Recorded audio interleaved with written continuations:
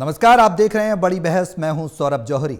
हरियाणा विधानसभा चुनाव के नतीजों को लेकर एक बार फिर सियासी वार पलटवार देखने को मिल रहा है। चुनाव के नतीजों पर कांग्रेस नेता राहुल गांधी ने एक बार फिर बड़ा दावा किया है। दरअसल पिछले साल हुए हरियाणा विधानसभा चुनाव की पवित्रता और नतीजों को लेकर राहुल गांधी ने दिल्ली के पार्टी मुख्यालय में बुधवार को प्रेस कॉन्फ्रेंस करके बड़ा विस्फोट करने की कोशिश की।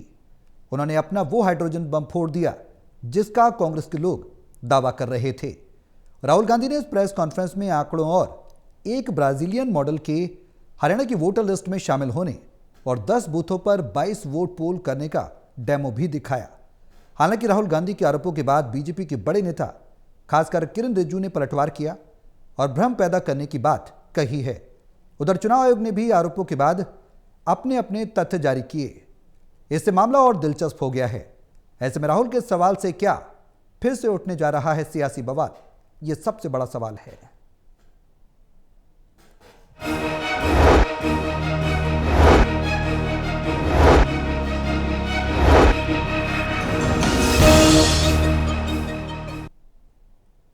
तो करेंगे आज इसी मुद्दे पर चर्चा। राहुल गांधी इससे पहले भी वोट चोरी के आरोप लगा चुके हैं। संसद से लेकर सदन से लेकर सड़क तक हमने लगातार संग्राम ही देखा है। वोट चोर, गद्दी छोड़, इस तरीके की नारेबाजी भी विपक्ष के द्वारा की जाती रही है। और एक बार फिर से वोट चोरी का आरोप राहुल गांधी लगा रहे हैं। आरोपों में कितना दम है, आधार क्या है और जो आंकड़े वो पेश कर रहे हैं उसके पीछे सत्यता कितनी है, ये तमाम जांच की बातें हैं। लेकिन चुनाव आयोग सिरे से इन बातों को नकार चुका है और भ्रम पैदा करने की बात खुद बीजेपी भी कह रही है। ऐसे में अब राहुल के सवाल से सियासी बवाल कितना बढ़ेगा और इसकी आगे अगर सत्यता की बात की जाए तो वो कसौटी पर कितना खरा उतरेगा, ये तमाम सवाल हैं जिनके जवाब तलाशने की कोशिश करेंगे। हमारे सहयोगी हमारे साथ मौजूद हैं। हिसार से टोटल टीवी के asset editor doctor Mahesh Kumar, Panipat से टोटल टीवी के एसेट एडिटर देवेंद्र कथुरिया और वरिष्ठ पत्रकार वीरेंद्र सोरी जी हमारे साथ चर्चा में बने हुए हैं। आप सभी के साथ चर्चा आगे बढ़ाऊंगा, लेकिन उससे पहले एक रिपोर्ट देखिए, फिर करते हैं चर्चा शुरू।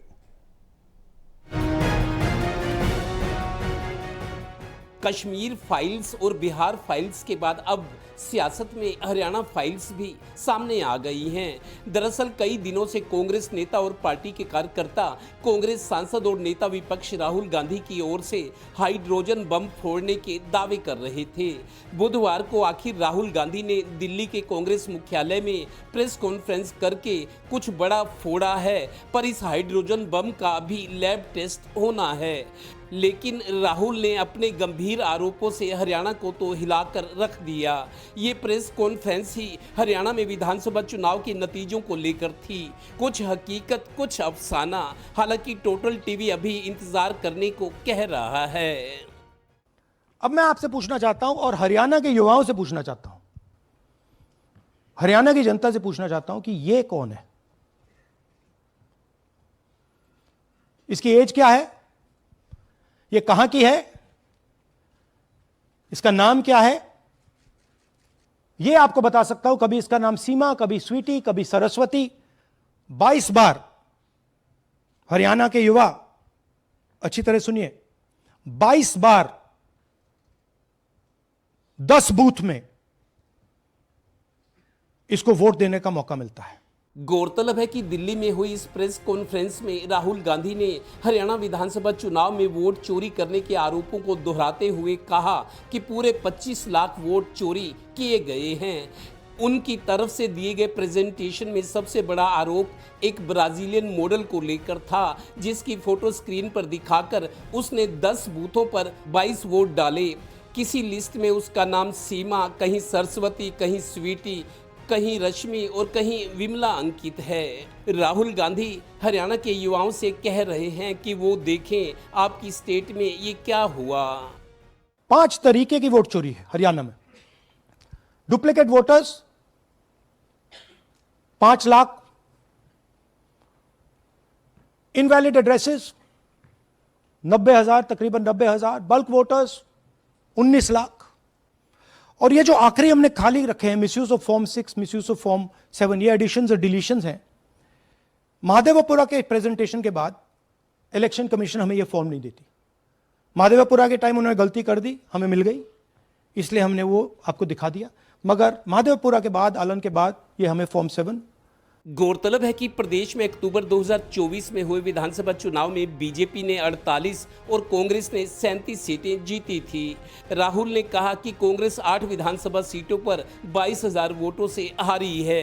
प्रेस कॉन्फ्रेंस में राहुल ने वोटर लिस्ट में एक महिला के नाम 223 वोट होने के अलावा तब चुनाव के बाद सीएम का वो बयान भी दिखाया जिसमें उन्होंने कहा था कि हमने सारी व्यवस्थाएं कर ली हैं, हम सरकार बनाएंगे। हालांकि इस प्रेस कॉन्फ्रेंस के बाद बीजेपी नेता राहुल के इन आरोपों का खंडन कर रहे हैं कि राहुल गांधी का काम ऐसे भ्रम फैलाना है।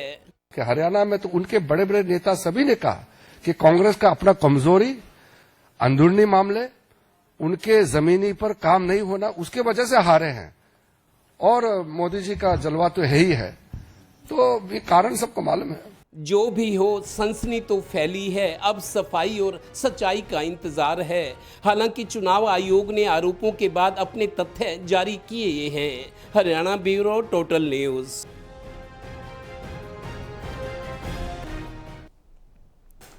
तो राहुल गांधी के आरोपों में सच्चाई कितनी, एक बार फिर से वो उन्होंने हाइड्रोजन बम फोड़ दिया है, ये कहना बिल्कुल भी गलत नहीं होगा। हालांकि बीजेपी सिरे से नकार रही है।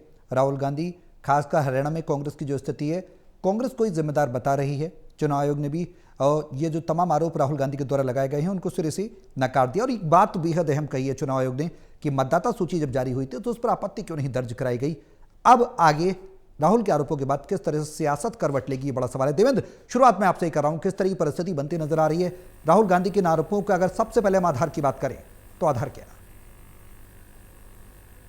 देखिए सौरभ, पिछले 1.5-2 महीने से मेरे को लगता है राहुल गांधी के हवाले से कहा जा रहा था कि राहुल गांधी एक बम फोड़ेंगे, फिर ये कहा गया हाइड्रोजन बम जिसका असर ज्यादा होता है। आज उन्होंने ये हाइड्रोजन बम फोड़ के धुआं तो कर दिया है, लेकिन इस हाइड्रोजन बम में मसाला क्या क्या था वो लैब टेस्ट के बाद सामने आएगा। देखिए, आरोप लगा दिए बहुत सारे, अब जिन पर आरोप लगे उनकी सफाई क्या होती है, वो सफाई लोगों के गले में कितनी उतरती है, आगे क्या होता है। हालांकि माहौल एकदम उस तरह का हो गया है। और आप देखिए टाइमिंग जो है, कल बिहार में पहले चरण का चुनाव है और हरियाणा से 8 मंत्री और मुख्यमंत्री तीसरी बार गए हुए थे। हरियाणा का काफी दखल भी है। तो अब कांग्रेस वाले आज अभी जब ये सब कुछ हुआ है, मैंने 2-3 कांग्रेस लोगों से बात करी, उनका ये कहना है कि बिहार में अब वोटिंग परसेंटेज बढ़ेगा, लोग अपना गुस्सा निकालेंगे कि ये क्या हो रहा है। ये कांग्रेस वाले दावा कर रहे हैं। देखिए, आरोप लगाना और पलटवार करना, सफाई देना, सच्चाई सामने लाना, राजनीति में सब चलता है। लेकिन 2 महीने से कांग्रेस की तरफ से दावा जा रहा था कि राहुल गांधी हाइड्रोजन बम फोड़ेंगे, तो मेरे को लगता है सामने लाया गया है, तैयारी के साथ लाया गया है। और ये जो आंकड़े हैं या जो बातें, हम पूरी तरह को ये भी नहीं कह सकते कि फर्जी हैं। देखिए सौरभ, जब धुआं उठता है इसका मतलब कहीं आग लगी होती है, तभी धुआं उठता है। बिल्कुल सब कुछ जो कुछ ये दावा किया जा रहा है सारा गलत हो। अगर ये सारा फर्जी होगा, गलत होगा, झूठा होगा, तो कांग्रेस पर भरोसा कौन करेगा फिर। मेरे को लगता है हो सकता है कुछ बढ़ा चढ़ाकर पेश किया गया हो, लेकिन कुछ ना कुछ तो है जिसकी जांच करना अब जरूरी है। अब कांग्रेस ये दावा करिए, अभी शाम को आज हरियाणा में इसका असर बताऊं, पोस्ट इफेक्ट क्या है। आज शाम को 6 बजे कांग्रेस सभी जिलों में कैंडल मार्च निकाल रही है। पुतले नहीं जलाएगी, पुतले जमाने वाला वो पुराना हो गया रिवाज। अब शांत होकर बिना कुछ बोले हाथ में कैंडल लेकर जाएंगे। शायद लोगों के प्रति लोगों की सहानुभूति जगाने की कोशिश करेगी कांग्रेस। देखिए, हम जो आरोप लगाए थे वो कैसे सामने आया है। तो आज पूरे हरियाणा में जिलों में शाम को 6 बजे कैंडल मार्च निकाले जा रहे हैं। ये देखना भी दिलचस्प हो गया कांग्रेस के इस कैंडल मार्च में, कांग्रेस के हाथ एक बड़ा मुद्दा है। कैंडल मार्च में सभी गुटों के लोग, सभी कांग्रेस के लोग आते कि नहीं, इस पर भी नजर रहेगी। कुल मिलाकर अब यह है कि एक तरह से सियासत गर्मा गई है। और सौरभ, इसी मामले में एक और रोचक बताता हूं जी। 5 महीने पहले पानीपत में एक केस आया था, बुआना लाखू सरपंच जो सुप्रीम कोर्ट से हारा हुआ सरपंच जीत कर आया था। आज मेरे को फोन आया है इसराना विधानसभा, जहां से कृष्ण पवार मंत्री हैं जी, बुआना लाखू का जो मामला सुप्रीम कोर्ट में हारा हुआ सरपंच जीत कर आया था। सुप्रीम कोर्ट ने अपनी निगरानी में गिनती करवाई थी, डाटा मंगवाया था, ईवीएम्स मंगाई थी। ठीक है, वो इसी इसराना विधानसभा से अहर गांव है, अहर कुराना, अहर के रोड बाहुल गांव है, बहुत सारे सैकड़ों युवा यहां से बाहर गए हुए हैं, कैलिफोर्निया में है, ट्रक चलाते हैं, कनाडा गए हुए हैं। अभी एक फोन आया मेरे को, उनका ये कहना है कि एक और सरपंच ने अहर गांव के महेंद्र सिंह वर्सेज भगवान दास, ये 2 सरपंच थे हारने जीतने वाले। इनका मामला भी सेशन कोर्ट से हाई कोर्ट होते हुए अब सुप्रीम कोर्ट पहुंचा है। इसी तरह का मामला जो गुआना लाकू था सरपंच वाला, कल फिर सुप्रीम कोर्ट में पानीपत के अहर के सरपंच के चुनाव को लेकर कल सुनवाई हो रही है। ये पुष्टि हुई है इस बात की। तो ये सारी चीजें जो सामने आ रही हैं, मेरे को लगता है लोगों का भरोसा जो है कहीं ना कहीं डावाडोल हो रहा है। ठीक है। अब महेश, राहुल के आरोप हमने पहले भी देखे हैं, राहुल गांधी और कांग्रेस अक्सर लगाती रही है, ये चर्चा भी हम करते रहे हैं कि जहां जीत जाते हैं वहां तो चुनाव आयोग ठीक से काम कर रहा है, और जहां हार जाते हैं वहां इस तरीके की सवाल भी खड़े करते हैं। लेकिन इस बार एक बार बड़ा आरोप है 25 लाख वोट्स का आरोप चोरी करने का, जिसमें डुप्लीकेट वोटर्स की बात की जाए तो 5 लाख, इनवैलिड वोटर्स की बात की जाए तो 90,000, बल्क वोटर्स की बात की जाए तो 19 lakh, misuse of form 7, Mahadevapura की गलती भी पकड़ी गई। तमाम बातें राहुल गांधी कह रहे हैं। इनके इन आरोपों में सच्चाई कितनी है? देखिए सौरभ, कितना सच है और कितना झूठ ये तो शायद मेरे स्तर पर और मेरे लिए तय कर पाना शायद बेहद दुश्वार ये काम हो सकता है, क्योंकि सटीक सकता है जब आप फैक्ट्स को चेक और क्रॉस चेक कर चुके हो। तो ऐसे में कितना परसेंट सच है और कितना परसेंट झूठ है, मुझे लगता है कि ये मैं सर्टिफाइड नहीं कर सकता। जरूर कहना चाहूंगा कि लोकतांत्रिक देश और दुनिया के सबसे बड़े लोकतांत्रिक देश होने का दावा अगर भारत करता है, तो इतनी संवेदनहीनता की स्थिति किसी ऐसी संस्था में नहीं होनी चाहिए जहां पर एक पॉलिटिकल स्टेटमेंट की तरीके से किसी भी आरोप को, किसी भी बयान को सिरे से खारिज कर दिया जाता है। उसे सर्टिफाई करने की, उसे चेक करने की, उसे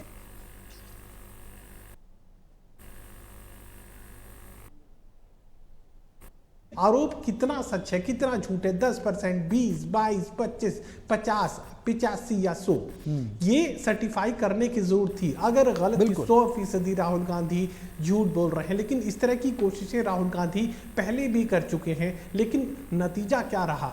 एक पॉलिटिकल बयान की तरीके से चुनाव आयोग आरोपों को सिरे से खारिज कर देता है और उसके बाद बात को खत्म कर दिया जाता है। दरअसल ये शक कहां पुख्ता होता है? जहां चंडीगढ़ मेयर चुनाव के दौरान हमने देखा था कि ऑन कैमरा जो पीठा सीन अधिकारी थे, उस वक्त रिटर्निंग ऑफिसर, वो अपने सिग्नेचर मारकर वैलिड वोट्स को इनवैलिड कर रहे थे और घोषित कर दिया भारतीय जनता पार्टी का मेयर विजयी हुआ। और कुछ ही मिनट्स के बाद भारतीय जनता पार्टी के शीर्ष नेता अमित शाह और जेपी नड्डा सरीके नेता बधाई संदेश भारतीय जनता पार्टी के तमाम कार्यकर्ताओं को एक्स हैंडल पर भेज देते हैं। नतीजा क्या रहा? इस तरह की परिस्थितियां जब देश में पैदा होती हैं तो फिर शक होना, शक का गहराया जाना लाजमी है। तो ऐसे में यहाँ परत दर परत एक एक शब्द जो राहुल गांधी ने बोला है उसे क्रॉस चेक करने की जरूरत चुनाव आयोग के सामने थी, और एक एक शब्द की सच्चाई को, कितना सच और कितना झूठ, क्या सही और क्या गलत, जो वोट नंबर दिखाए जा रहे हैं, एक ही मॉडल के जो वोट नंबर दिखाए जा रहे हैं, एक एक वोट को चेक किए जाने की जरूरत थी। क्या वो वोट डाला गया तो हस्ताक्षर किस तरीके के हैं, किस तरीके से एक ही वोट, अलग अलग फोटोग्राफ्स एक ही वोट में देखने को मिल रहा है, और अगर गलती हुई है तो किस स्तर पर हुई है, और अगर ये साजिश है तो किस स्तर की ये साजिश है।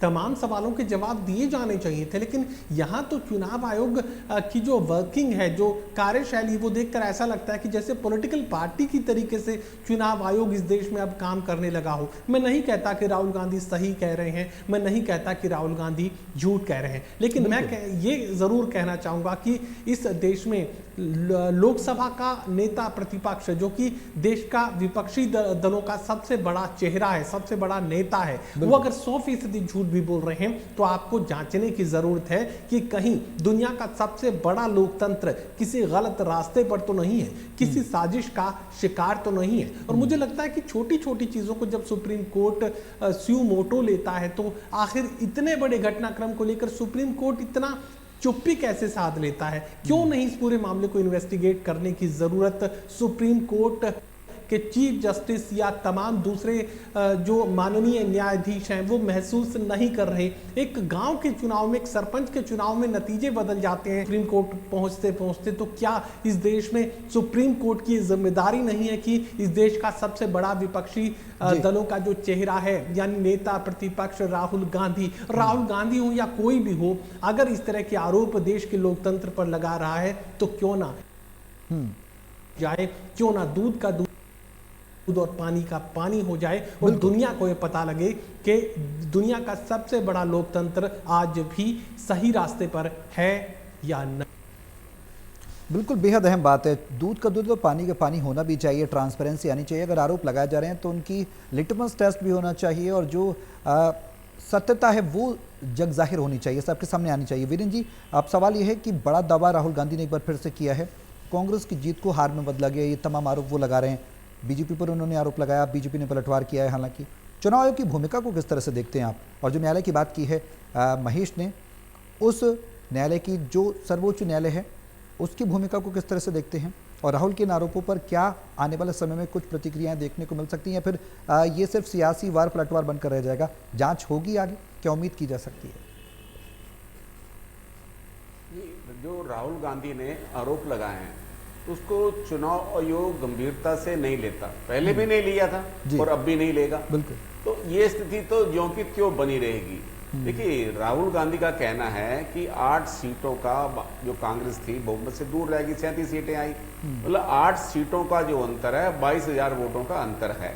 अगर ये 8 सीटें कांग्रेस को आ जाती तो कांग्रेस बहुमत के नजदीक पहुंच जाती जी। तो ये एक राहुल गांधी का, देखिए 1 वर्ष के बाद उन्होंने ये रसद उद्घाटन किया है, सारे आंकड़े जुटाए हैं। अब ये राय का मामला है, देखिए बाकी पूरे हरियाणा की 90 विधानसभा सीटें हैं, देखिए कहीं ना कहीं कुछ ना कुछ तो गड़बड़ है, लेकिन जिम्मेदारी किसकी है? बीएलओ स्तर के जिम्मेदारी है तो उस पर कोई कार्रवाई होगी जी। भाई, जिसने जाकर पुष्टि की है, जिसने वोट बनाए, सारा जो रिकॉर्ड उपलब्ध है तो उसके स्तर पर जांच होगी। तो अब देखिए, एक तरफ तो ये आरोप लग रहे हैं किस तरह के जो वोट बनाए जा रहे हैं और बाद में काट दिए जाते हैं या बल्क वोट बनाए जाते हैं, लेकिन जब चुनाव आयोग एसआईआर स्पेशल इन्वेस्टिगेशन रिवीजन कराता है तो तब राहुल गांधी इसका विरोध करते हैं। तो देखिए, ये अपने अपने ढंग की, अपने अपने ढंग की, अपने स्वार्थ की, अपनी सुविधा की राजनीति है जी। तो इसके अलावा अब चुनाव आयोग की भूमिका का तो सबको मालूम है। चुनाव आयोग चाहे कांग्रेस के समय में था, चाहे भारतीय जनता पार्टी के समय में, उसकी क्या भूमिका है सब अच्छी तरह जानते हैं, कहने की आवश्यकता ही नहीं है। बिल्कुल। तो जब तक चुनाव आयोग निष्पक्ष नहीं होगा, जब तक उसकी जो भी कार्य प्रणाली है वो पारदर्शी नहीं होगी, तो इस तरह के आरोप तो लगते रहेंगे। चुनाव आयोग का अपना कोई स्टाफ तो होता नहीं है, वो जो सरकार के कर्मचारी होते हैं, राज्य सरकार के कर्मचारी होते हैं, वही काम करते हैं, वो सत्तारूढ़ दल के इशारे पे काम करते हैं। और देखिए, ये अब कांग्रेस के आरोप तो अपनी जगह अलग बात है, लेकिन जब मतदाता सूचियां बनी थी, इनके रिवीजन का काम हुआ, जब जांच पड़ताल का काम हुआ, तब कांग्रेस के कार्यकर्ता कहां थे? चलिए ये भी मान लीजिए उस समय उनसे चूक हो गई। जब वोट डालने आए, जब उनके पोलिंग एजेंट होते हैं तो उनका क्या काम था? वो पोलिंग एजेंट कहां थे? तो ये अलग अलग बात है। अब चुनाव आयोग भी अपने ढंग से जवाब देगा, लेकिन वास्तविकता सामने आ पाएगी, दोषी सिद्ध हो पाएंगे जो जिनके खिलाफ जिनका ये कृत्य है, क्या उनके खिलाफ कार्रवाई होगी? ये सब बातें तो ऐसे ही रह जाएंगी। अब जो है, देखिए, जो जीत गया वो तो संतुष्ट है, जो हार गया वो अपने आप की अपनी हार स्वीकार को तैयार ही नहीं है। कांग्रेस का कोई भी जो नेता जो चुनाव हारा है तो वो अब दोष इसको देना चाहता है, तो अपनी प्रजा स्वीकार नहीं कर भाई। कांग्रेस,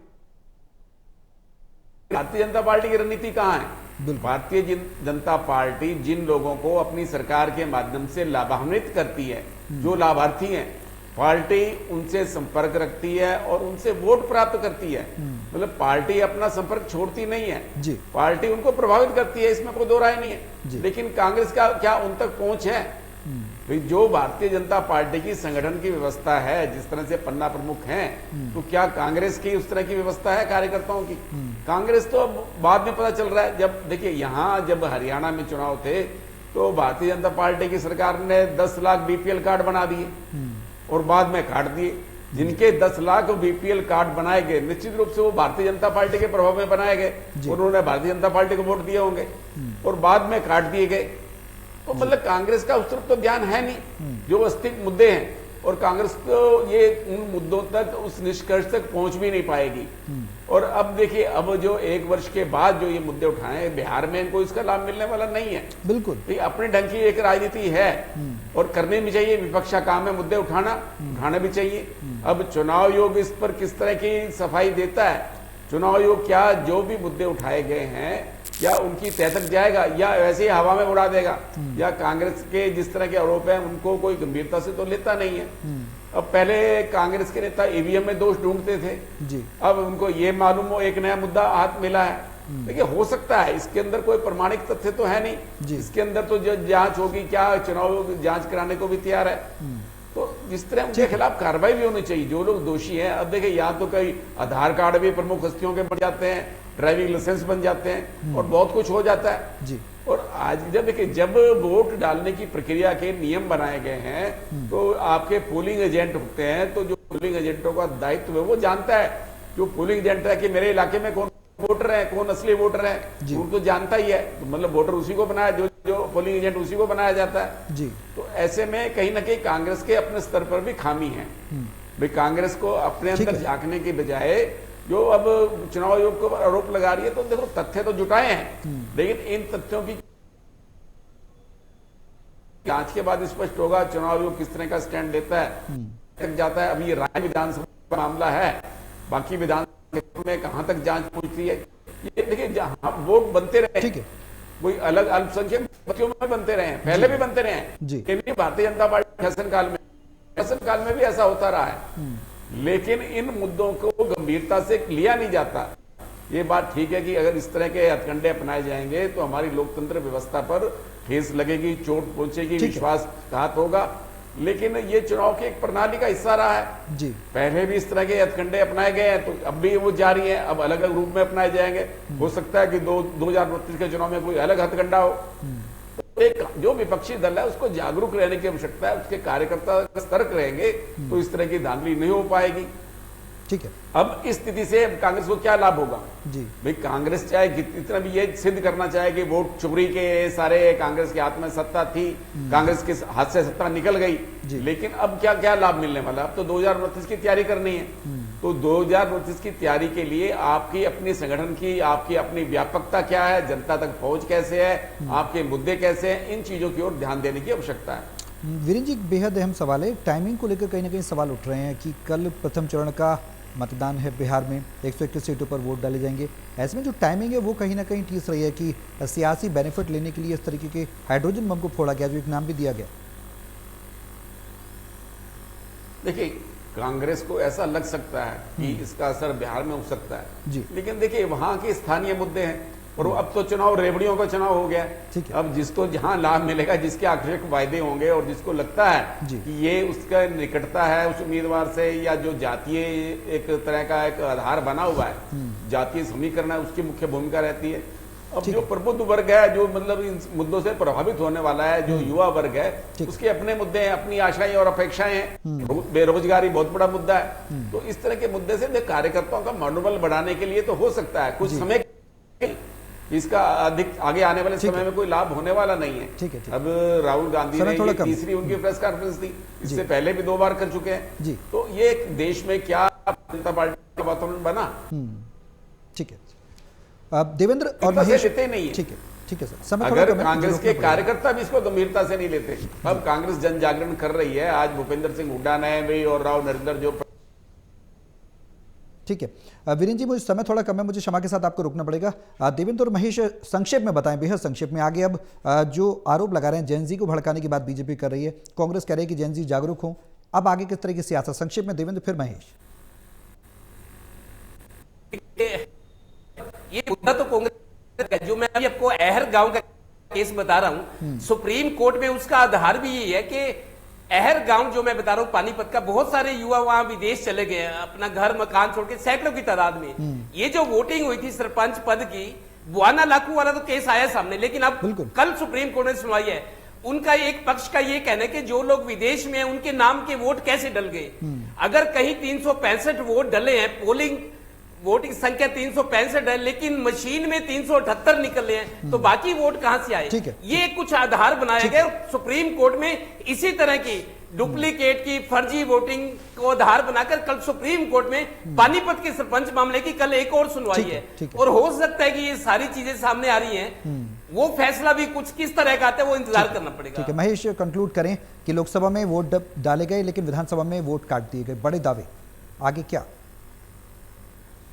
देखिए सौरभ, जो जेन जेड को भड़काने की बात जो सामने आ रही है, मुझे लगता है कि किसी पाकिस्तानी नागरिक को, किसी ब्राजीलियन, किसी इजरायली नागरिक को तो अपील नहीं करेंगे राहुल गांधी। जाहिर सी बात है, भारतवासियों को, भारत के वोटरों को ही अपील राहुल गांधी को करनी है। और ये माना जाता है कि युवा वोटर ज्यादा बात को समझ सकते हैं, और खासकर जेन जेड की जहां तक बात है तो वो ज्यादा एनालिटिकल जो थॉट है वो इस जनरेशन में देखने को मिलती है। वो तकनीकी पक्ष चीजों का समझने में बेहद आसान उनके लिए हो जाता है। तो मुझे लगता है कि यही वजह है कि जेन जेड से अपील लोकतंत्र को बचाने की राहुल गांधी अपनी तरफ से करते नजर आ रहे हैं, क्योंकि चुनाव आयोग के सामने अपना पक्ष रखने की तो राहुल गांधी, कांग्रेस पार्टी पहले भी कई बार कोशिश कर चुकी है, लेकिन नतीजा सिफर ही रहा है। तो ऐसे में कहीं ना कहीं तो राहुल गांधी अपील करेंगे एक माहौल बनाने की, जिससे प्रशासनिक अमले पर, सरकार पर और खासकर चुनाव आयोग पर जनादेश का कोई दबाव